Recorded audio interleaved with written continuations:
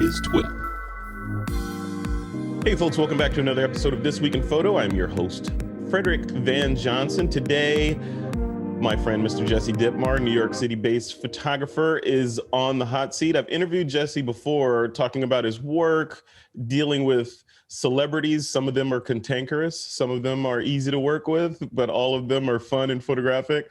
We talked about that. That is not what this discussion is about. This discussion is about this weird thing that's been in the news and all over the place called NFT, or non-fungible tokens. So we're going to figure out, we're going to do a kind of a who, what, why, when thing around that and talk about, and let's put the grain of salt in the room right now. Jesse, you're on a journey as well. You're learning more and more about this stuff, and you don't purport to be an expert. You purport to be someone who has made them and is more, you're further on the journey than probably the most of the rest of us. So we're going to pick your brain and figure out, you know, how it is where you are. You're essentially our canary in the coal mine right now. So, absolutely, Frederick. Yeah, I'm happy to be it. Happy to be here. Happy to be your canary. Good. Well, welcome to the show, man. This is a lot to squeeze into about an hour here. So let's kick it off with just a little bit of background on who you are as a photographer for folks that may not have seen any of the other interviews that we've done. Who is Jesse Dittmar? And then we'll jump into NFTs after that. For sure. I'm a portrait photographer, primarily a celebrity portrait photographer, working for the New York Times, Washington Post, LA Times. I've been published in every major magazine and publication that's out there. And I'm working for other brands like Hulu and Apple for advertising as well. And I photograph some of the, most influential and interesting and, difference makers of our current culture, from politicians to actors to authors and artists and kind of anybody you could imagine. Some of the big hitters like Denzel Washington and Tom Brady and Serena Williams. I just photographed Andrew Yang I saw that last week, and all kinds of people. Yeah. So if anybody can speak to this, you've got a lot of stuff floating around out there, a lot of images that are famous images that are inherently non-fungible. Let's start there. Just the term non-fungible token, right? Yeah. So, my and I'm playing the layman in this show, right? I've done a fair amount of research, so I kind of understand it, but I'm going to ask questions from a layman's perspective. So non-fungible is kind of, the way I see it, correct me if I'm wrong, is something that is unique, right? So I am inherently non-fungible because I am one of one Frederick Van Johnson, I think, in the universe, right? One would hope. If you believe in multiverse, then there's infinite numbers of me, but in this reality, there's only one Frederick Van Johnson. So I'm non-fungible. As you're alluding to, Frederick, it can get spacey real quick. Right. It can get out there real quick. Even in the first sentence of trying to explain yourself as non-fungible, you can start saying, maybe there are more of me somewhere. So yeah, this conversation has the ability to get out of hand really fast.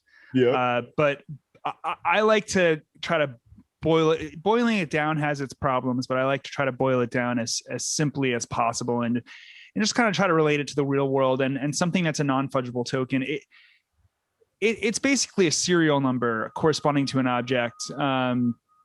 Sorry about that. I don't know if you can hear that giant truck in the background outside my office laying on the horn, but that seems like that's helpful to everyone involved. So that's scary. There we go. Okay. But yes, a serial number corresponding to a physical object is basically what you're talking about with a non-fungible token. There can be multiple copies of it, as in like an edition size. It's a really pliable piece of technology and concept. It's not super strictly defined on the base level the way we're talking about it. I like to think, when I'm thinking about non-fungible tokens, a similar experience to going and purchasing a piece of art in a gallery. There might be multiple copies of it, but you own that one copy. And it's very similar to how a non-fungible token can be used. Yeah, and and I don't want to get into the, because you're right. It's a line. It's a minefield of trying to define it and put it in a bucket. But the overall kind of promise of what NFTs are, from my standpoint, it seems like it's almost like a driver's license or a passport for something, right? Yes. Where you can prove that thing is what it is because it has that identification. So, and that thing could be anything from an MP3 file to an image in your case to a video file, like the short video clips that you do. All those things can have their own little driver's license to prove who they are and move around an ecosystem and then have funds attached to them. Because once you can prove what it is, you can then say, this thing is worth this much money, give me your money and I'll give you this thing. Is that the Fred Flintstone kind of definition? The beginning of that is absolutely right. And not even just a driver's license to prove, like, attached to the thing to prove what it is, but also the transaction history from the beginning from its creation. That's what the blockchain promises, is that when you create a piece of art on the blockchain, a non-fungible token on the blockchain, you see where it's created. That information is dispersed across many different computer systems. It's the whole purpose of the blockchain, and you see where that thing goes its entire life. There's no hiding it. There's no taking it off the blockchain and putting it back on the blockchain. And so not only are you having some sort of identification, but you're also having a written in digital stone path of ownership and creation of the object, which is one of the key elements to it. There's no such thing as art forgery and non-fungible tokens, because if I'm trying to sell you a Picasso NFT, you can go back and see who created it and where it's been the entire time. And I can't just create a Picasso NFT in my own wallet and be like, oh, here it is. You'll be like, well, that you made that. So as well as it being kind of an identifier and a way to serialize items, it also is a way to track the movement of the item. But that's one of the things I wanted to get into, just sort of getting an understanding around a couple things. So the layman, and I would consider myself a layman in this, when I hear the word blockchain, I start seeing the Matrix. Sure. Right. And I'm like, okay, I don't understand. What is a blockchain? Sure. It's all software. It's all on servers in the ether, which is, in my opinion, inherently insecure because hackers, right? So what does it mean? And I know that's not true. I mean, yeah, I know that it is secure, but at the same time, I'm thinking, can it be cracked? If I invest in this, am I investing in something that's being built on quicksand, kind of? You're definitely not investing in something that's built on quicksand. The easiest way to explain the blockchain is that it's a public ledger. It's the equivalent of, if you go down to if you're old enough to remember, going down to the public library to look up a hard copy of, a real estate license for the town. But instead of it being just in the library, everyone in the town who has a house has a copy of it. And when you change one person's copy, all of the copies get changed. And so therefore there's no central place to hack. There's no central place to steal. There's no central place to change. And so it's a public ledger, and the information is dispersed across all the computers that are on that network. Speaking of it in more depth than that is going to get out of my knowledge base. And as far as, like with anything that's a new technology, you can't predict what's going to happen in the future. You can't predict that someone's not going to be able to come up with some technology in the future to potentially hack the blockchain or whatever that looks like. But right now that doesn't exist. Yeah, that's interesting. That I like the way you put that. That it's the whole public ledger that was a missing piece for me, because I knew that there was a public sort of ledger thing out there, but I was thinking more along the lines of Napster and those sorts of distributed computing platforms where you download a thing because the ledger told you where to get that thing or get pieces of it, then it assembles it on your computer. This is different, right? So this is like you got the library, you got the Dewey Decimal card catalog on your computer, and whenever that changes somewhere else, yours changes. Is that yeah? That's as far as I know, that's exactly right. And yeah, and in that, there's no hiding on the blockchain. Like, I think one of the, you can hide in that. You don't have to tell people that you own the wallet, that everything's in, that you own the receptacle of cryptocurrency or of NFTs or whatever. But everyone knows that wallet, whoever it is, owns those things. Mm-hmm. So, it's, sorry, I'm just going to close this out here. So it's really, that's what I'm talking about, the transparency. You know what wallet created an item, or what wallet owns Bitcoin or Ethereum or whatever, and everyone knows that. And it's a public ledger. It's publicly available code, knowledge, whatever. Yeah, I'm wondering. So when there's so many tangents. I'm trying to keep this, yeah, like, between the this can get really. I mean, listen. I think that people, if you're a really, really beginner, like, you don't know what a blockchain is, you don't know what Bitcoin is, you don't know what Ethereum is, before you continue on this podcast, perhaps go get an explainer on that stuff, because if you know what that stuff is, NFTs are really easy. It's just a natural extension of all of the crypto space. If you don't know what that stuff is, it's a learning curve. It's a big learning curve. And it's going to be hard to talk about NFTs if you don't have kind of a base knowledge of how the technology in space operates, like a real base knowledge, not a code knowledge, but just an understanding. Yeah, the fundamentals of it. Yeah. So let's talk about why you made the jump into NFTs. Looking at, you've got a gallery up there on OpenSea. You've got still photographs and motion photographs, and you're in it, right? And you've sold some, so you've got an MBA in NFT right now, right?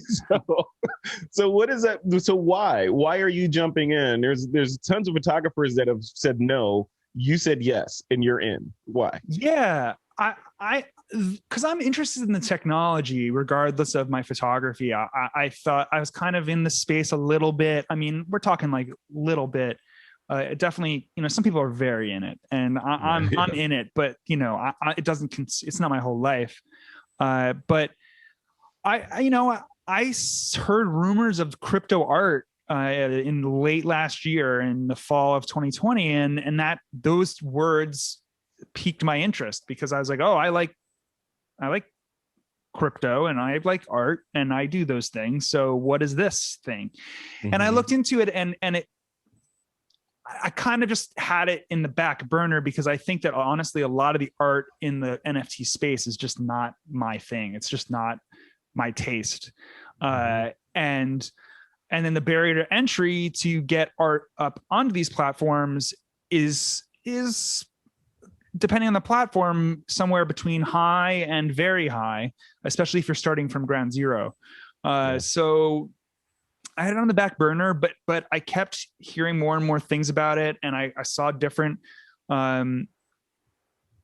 platforms use it for different ways. Like I'm a sports guy. I saw how NBA Top Shot started using it, and I started to like mess around on that, and so I started to understand the usability and the actual like end usability of something like NFTs. Mm-hmm. And then I just said, after NBA Top Shot started going off and I was kind of watching that closely, I just started going, you know what, I need to just try this out, because I think it's the future. I think that the technology, the way that the technology works with NFTs, and specifically smart contracts, which are basically a if this then that computer algorithm. So if I send you my NFT, you send me $300, and the thing doesn't happen unless they both happen. That's a smart contract, a simple one. I think that that's where our industry is going to be eventually. I don't know when it will be that way, but I think that when you license a picture on Getty, it's going to be via a smart contract or using the technology that smart contracts use. I think that when you buy a piece of art in a gallery off the wall, you may get the physical item, but you're also going to get the digital NFT that's tied to that item to prove ownership. I just see our industry and the world at large moving towards adopting this technology pretty ubiquitously. I don't know if it will be Ethereum. I don't know if it will be something different or what it will be called, or what there's already like 10 or more players in the space for showing your NFTs and selling your NFTs. I don't know which one's going to win. But I do know, or I feel very confident that the concept will win. And the concept is going to be how we're doing things. So therefore, because of that, and because I felt strongly about that, I said to myself, let me get into this. Let me try this. Let me try this out. And let me put my stuff up there and let me see if it works. And let me see what kind of process this is like. Let me get in on the ground floor and make sure I'm ahead of this. But the other side of that is you are Jesse Dittmar, right? And you've got a long list of celebrities and other notable people behind you or in your body of work, right? That can either drive traffic to your NFT efforts, or otherwise you may have, there's a group of people that know this is Jesse Dittmar. I want one of these pieces of art. Not everybody is a Jesse Dittmar, some of us are Frederick Van Johnson, that are normal mortals on the planet. Is it a chicken and the egg situation where you have to have an audience in order to make a go of NFTs, or do you build NFTs in order to create an audience that wants them? I think it depends on your goals. My goal was not specifically to make another revenue stream. I mean, it's nice that I sold one of my NFTs and that more will likely sell in the future. But I got into it because of the possibilities that NFTs open for my work and just in general. So like if someone is saying to themselves, oh, well, geez, I make photographs and other people are making money on this and I should make an NFT gallery because I can make money too. I would take a hard pause and ask yourself, is that really viable? Because, it's at its extreme infancy, this space, extreme infancy. The things that are successful at their space are most honestly categorized as memes.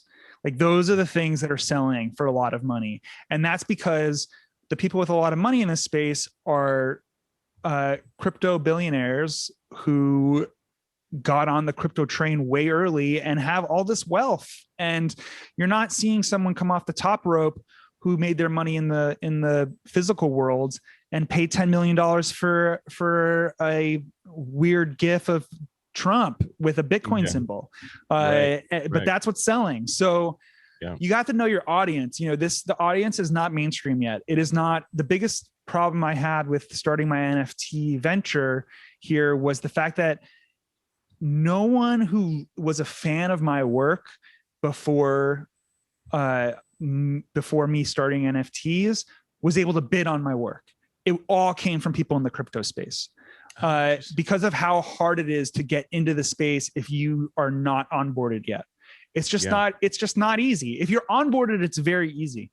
But I have a sizable reach on some social platforms, and I just got lots of comments from people being like, I just couldn't do it. I couldn't figure it out. And that is completely legitimate criticism, in my opinion.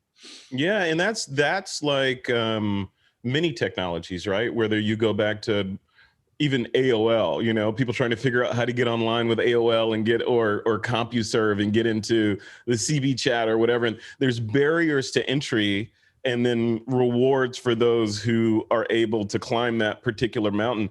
And then there's, just looking back on my decades, the democratization of that technology where it comes down and becomes easy, and it usually seems to take a catalyst to make that happen. Like in the case of NFTs, do you think if an Amazon decided to say, you know what, we're going to start selling limited edition prints for artists and et cetera, and using NFT as the background or back end, or maybe some other thing that they come up with to legitimize that space and make the onboarding as easy as clicking a box on your Amazon profile or something? Is that what we need? Like a big $1 billion trillion-dollar company to dive in and wave its wand? I don't know if they need to be as big as Amazon, but it's the proof of concept is there. Again, I keep coming back to NBA Top Shots. Like NBA Top Shots is easy. You can put in your credit card and now you own an asset on the blockchain. There's a lot of issues with them and they're still in beta, but it is possible. It's just a matter of someone doing it, I guess. I mean, I'm not a programmer, but I foresee a world in which that friction to entry is going to decrease. It's just a tough conundrum because everyone who's in on the blockchain are diehards over what the technology provides, which is complete transparency and no need for a third party to be an arbiter, and no need for a third party to basically facilitate the transaction.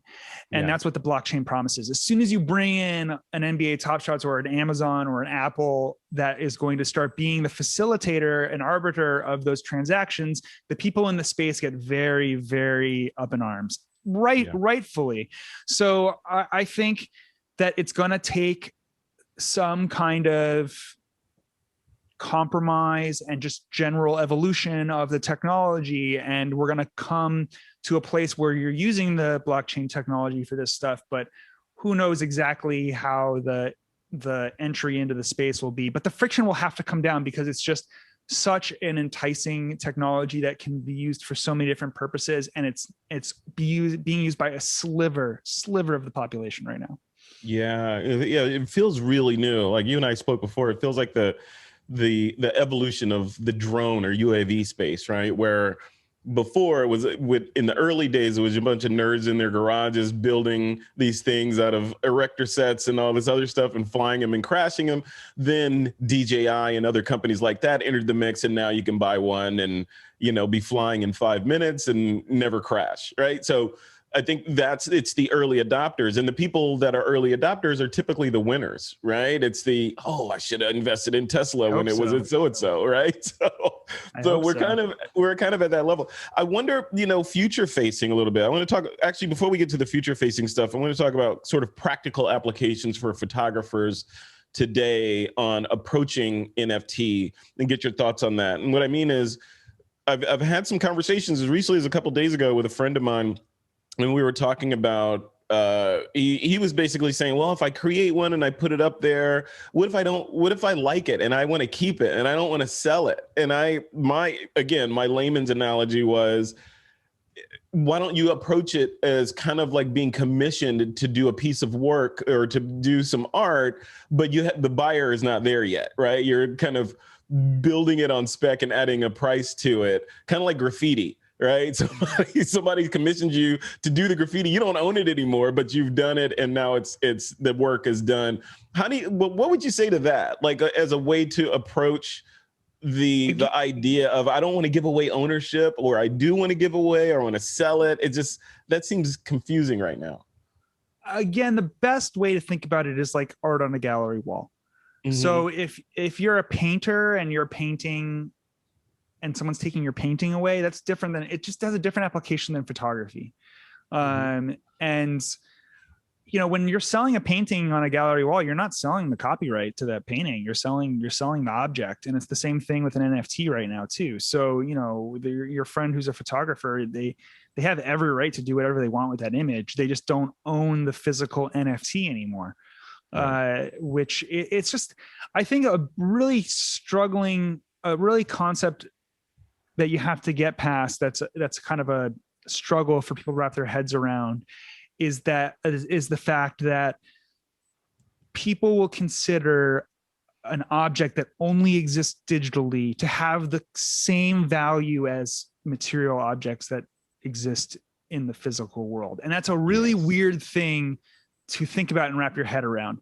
But yes, someone is basically saying, I will pay you money for a piece of code that is tied to or contains a JPEG in it, even though that JPEG can be duplicated digitally infinite amount of times. Mm-hmm. It's a strange thing to wrap your head around, but that's where certainly some people are at. and where I think our society is going to go at large in the future. I think, digital ownership will be very similar to physical ownership of things, and things can exist in a digital only space, and people won't think that's weird. And it's really weird to talk about now, but I don't think for my kids it's going to be weird. I think that it won't. I wonder if we're, like you said, we're just kind of in this early formation of the solar system days, right? Where things are just kind of figuring out their orbits and all that.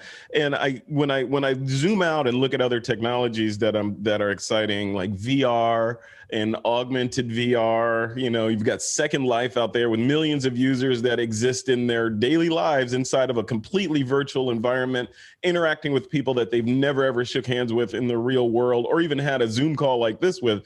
It's all been digital. And then you look at augmented VR with alleged products from Apple that are going to enable us to put on glasses and see things that other people can't see, overlaid on the real world. I wonder how NFTs play into that. For example, in a digital or VR existence, does it start making sense there? I've built my little virtual house in there. Now I have an original Jesse Dittmar hanging on the wall in my house, or even with augmented VR, only certain people that I allow to see this beautiful $10,000 piece of work on my wall can see it, right? That seems like that's where it starts gelling, because then digital within digital makes sense. Digital in the physical, people start thinking, well, iTunes can sell the same song 20 million times. It's the same digital file that everybody gets, So what do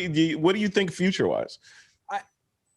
I hesitate to speculate too much on that, because I just think that's way too hard. Who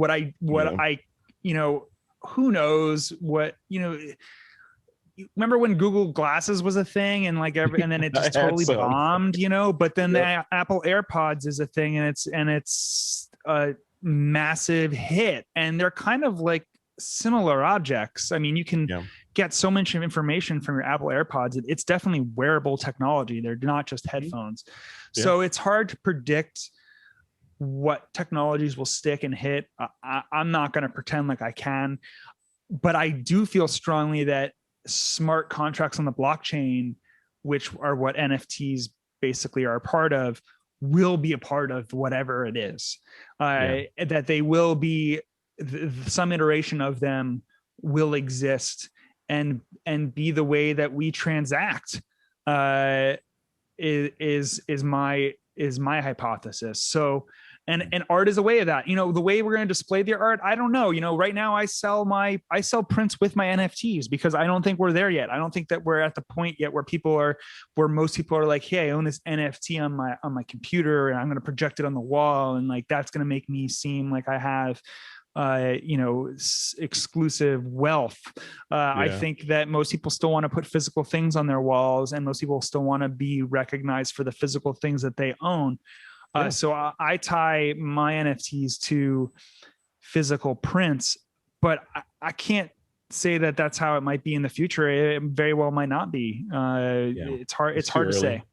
It's too early, but it's exciting to just kind of think about a future, a future like that, where things could just exist and be manipulated and transferred completely in the ether. And, I could give you something with my digital avatar and have some real value to it that's transferable. Well, that exists now in video games. People, I'm not a gamer, but people freak out over skins they have and items they have. And these items are already on the blockchain. Like, this stuff already exists on a very niche, nerdy level, and it's proof of concept there, and it works. Like, people pay a lot of money for this stuff, that are not just crypto heads. Like, these are gamer heads, which I don't know, whatever. But so that future is certainly possible.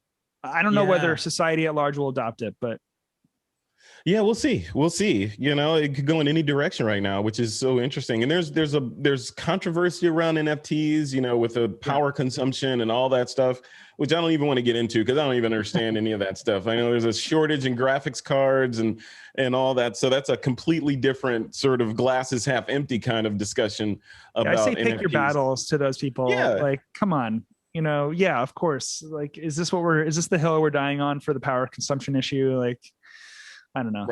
Right. Yeah. So yeah, and at the very least, you should, even if you believe in all that stuff and you're like, okay, well, this is going to end in society as we know it, you should probably understand how it works at a deep level. Right? Yeah. So you can form an argument versus just sharing, articles and stuff. You could really understand, having gone through and made one, to understand how it all works and how all the pieces fit together, then argue. Right. So yeah, I've done that, and it was a super valuable experience for me. I'm going to be offering for the foreseeable future NFTs with every single new portrait that I put into the world.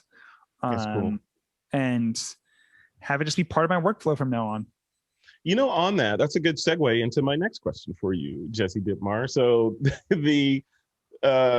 what if, so when photographers look at this, they're like, okay, I can harvest my existing library of content or whatever and make NFTs out of those. What another way to look at it or approach it would be to create a purpose-built series of images that are only available via NFT. So as kind of your experiment to go through, I'm only going to create this series of cinemagraphs and they're only available by NFT, and put some sort of scarcity play in there. Would that be, is that viable, just to lean into it from that direction and just create a body of work that's destined for crypto? Totally. You can do whatever you want in this space. I think that it's totally viable to do something like that. But, it's hard to know why things catch fire and why things get popular. The most popular artist in the space, Beeple, you hear him on interviews and he kind of thinks his work is bad. He doesn't really understand it, and it's just so, I can't tell you what's going to be popular in the space. I think that I can tell you what is currently popular in the space. And that is, like I said, like a lot of meme stuff, a lot of crypto art, like art that references crypto, a lot of celebrity and crypto celebrity people, like anything that, anything that gains internet traction is big in the space. Jack Dorsey sold his first tweet as an NFT for whatever it was, $2 or $9 million or something. So, so you can sell a tweet, you can sell anything. If you have an idea, you can tie it to NFT, and who knows what's going to happen. And because the space is so early, there's a lot of novel ideas out there for sure. So I wouldn't limit anyone's creativity or stifle anyone's ideas in regards to using NFTs to make art. I'm excited about it. Yeah, it's creative. The sky's the limit right now. So figure it out and be the guy or girl that did this thing, right? And be known for that. It's so interesting. There's so many directions this is going. I like the limited edition kind of, okay, I'm going to build a limited edition series of this, and I'm shooting it specifically for that. And maybe that's my canary in the coal mine of, I'm going to make these a set of 6 NFTs and go through the process and document how I did it. Right. And see where things come out at the other side, and then make a determination on if it's all BS or if it works or if it's great. It's the future of things to come, or is it the harbinger to Mad Max? So make your own determination. It's one of the questions that pops up a lot about NFTs, and a lot of it comes from ignorance, of course, but the idea of security. Like for example, if I buy one of your prints, and you give me the NFT with it, or vice versa, I buy one of your NFTs and I get the print with it, I hang that print on my wall. I invite a couple of people over to my house. A couple of them are celebrities, right? Celebrity takes a photo of my original Jesse Dittmar on the wall and then makes an NFT from that. Now it's, let's call it, Kim Kardashian's photo of Andrew Yang as photographed by Jesse Dipmar, and it's now NFT. Is that are we going Inception on this now, or like have you thought about a little? that? Like, I mean, now we're talking like we're in a college class talking about art copyright and Richard Prince and like, you know, what his whole his whole shtick is kind of exactly what you're talking about. So it's doable and it's out there, and I'm sure someone will continue. It will do it. You know, then you can talk about whether that NFT could hold up in a court of law for copyright infringement, which it may or may not, depending on, you know, derivative works law comes into play, right? Exactly. Derivative works law and whether it's derivative or not. But I mean, I don't think of it like that. I can't, your brain's going to explode, you know, make your art to make your art. You know, if anyone's Which going is what into I love about you. That's awesome. You know? If anyone is going into this being like, oh, I'm worried that someone's gonna buy my. I'm worried that if I buy a Beeple NFT, that someone's gonna take a picture of it and sell that. Like, get your NFT because you like the art. If you're talking about buying NFTs, buy the NFT because you like the art and because you think the artist has legs, and you think it's worth it to you. Then don't worry about it beyond that. Like, you don't go into NFTs, buying NFTs to think that you're gonna make a quick buck on it, because you probably won't. And don't go into NFTs trying to sell NFTs thinking you're going to make a quick buck on it, because again, you probably won't. Now you might, but you know, treat it like you would treat anything that you purchase, and buy it for a reason, other than unless you're a trader of, you know, like a stock trader or something. But you know, I think that you buy an NFT, and someone could take a picture and put that and make that an NFT, and all of a sudden that's its own thing. But the reality is, the NFT, the non-fungible token, lives in your digital wallet. No one can get it. No one can get it unless they hack your wallet. And the only way they're going to do that is if they know your key and your like password, which is really hard to do unless you give it to somebody. And are so you setting prices? Are you the guy, like, how do prices get determined for NFTs? Do you put a price tag on it, or you set your own prices? Do whatever you want. So I could go through my library, for example. I could make myself a virtual NFT millionaire right now, and go through and pick 1,000 prints and price them all at roughly $1,000 NFT wise. And now that body of stuff is worth $1 million. So I could say my net worth is theoretically $1 million, right? Though no one has bought it. So I think that's like, you know, it's worth what someone will pay for it. Yeah. So right. Just because it's basically you're saying you think your worth is $1 million, but that's what you think. I don't know if that matters. It matters if someone else thinks it. Yeah. You know, if you're thinking about Shark Tank, you know, like if this is like going into Shark Tank saying, oh, my business is worth $5 million. And Mark Cuban's like, no, it's not. We're not giving you that. More like $5, right? Yeah. Yeah. And we're almost out of time, man. Like, we've talked about this a couple of times. We always run out of time because there's so much. Oh, we could keep talking about it. Yeah. There's like a lot of different ways you can go.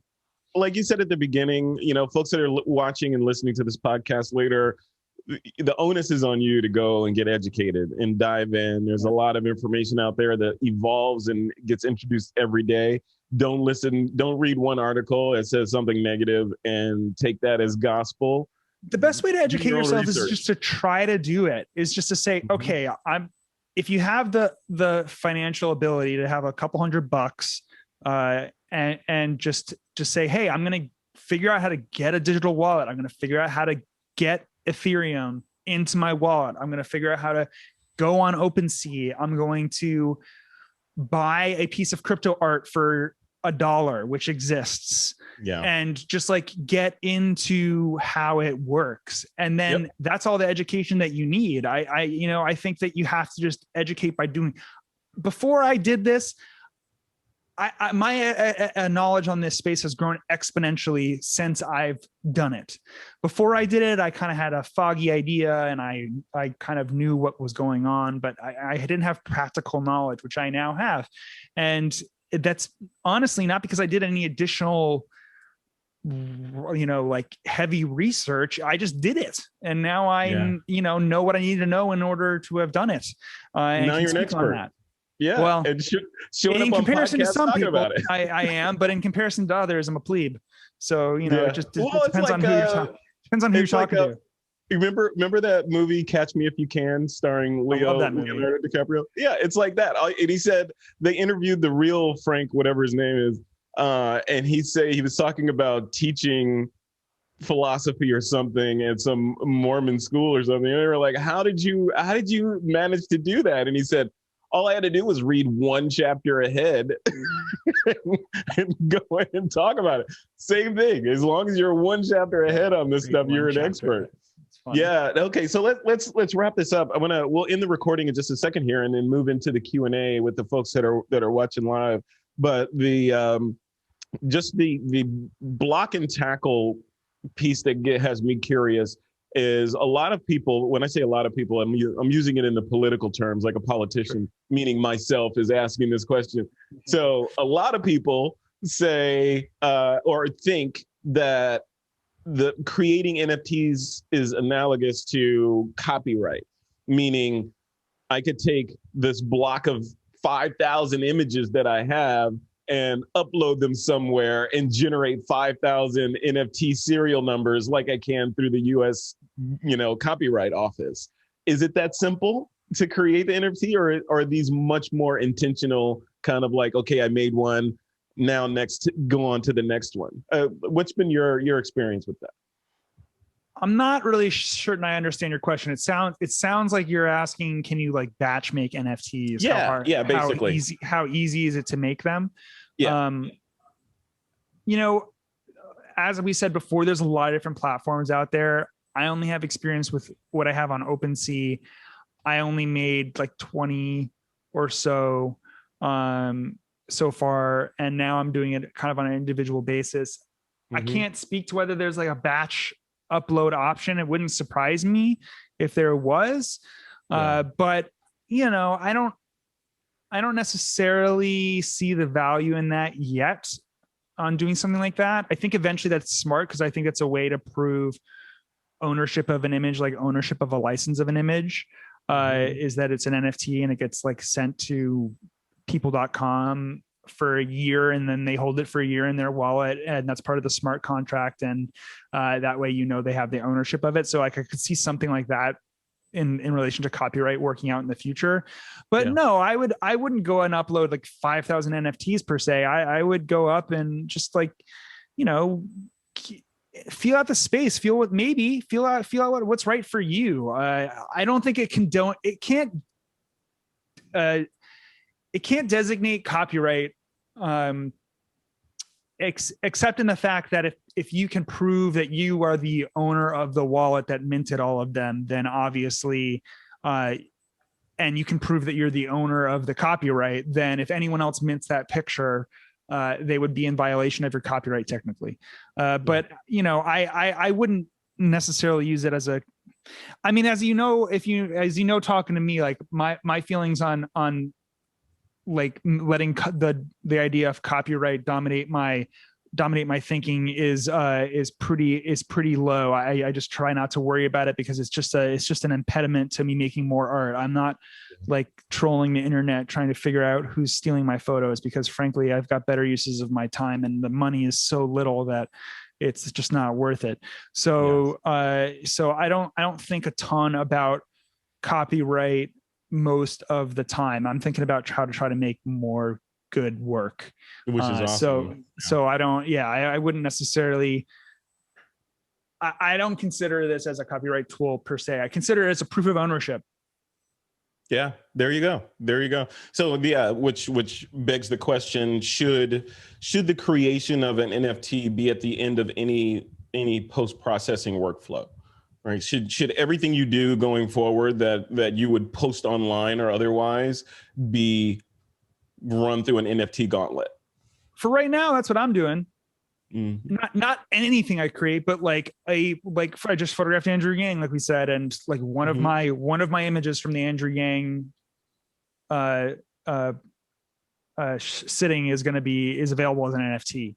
So and that's like my current main NFT right now. So it's what I think is smart to do, but I don't think that it's a necessary step. I think it's a step that I want to do. But I'm not batch NFTing my entire edit so that someone can't steal my work or anything like that. Right.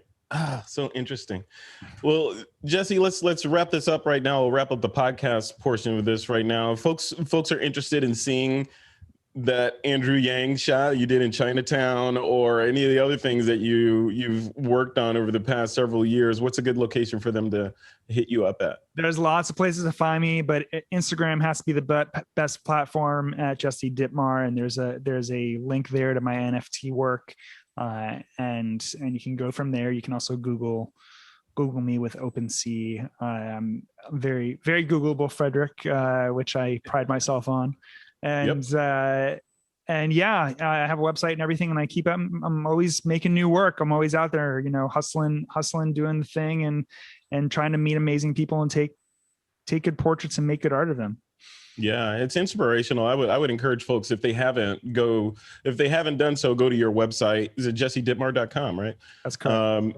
Go to your website and get on your email list, because your emails are one of the few emails that I look forward to, because there's always another face that's familiar showing up, and it's your take on that person. And like you said, the most recent one was Andrew Yang in Chinatown. I actually want to learn about how you went about that shoot and how he was as a person. Yeah. You portray him as being very personable and just an everyman's guy, which is the way he comes off, as very much like that. So yeah, I'd be curious to learn about that. But get on his list if you're not on his email list. Jesse Dittmar, thank you for coming on This Week in Photo. I appreciate it. It's a pleasure, man. I can't wait for the next time.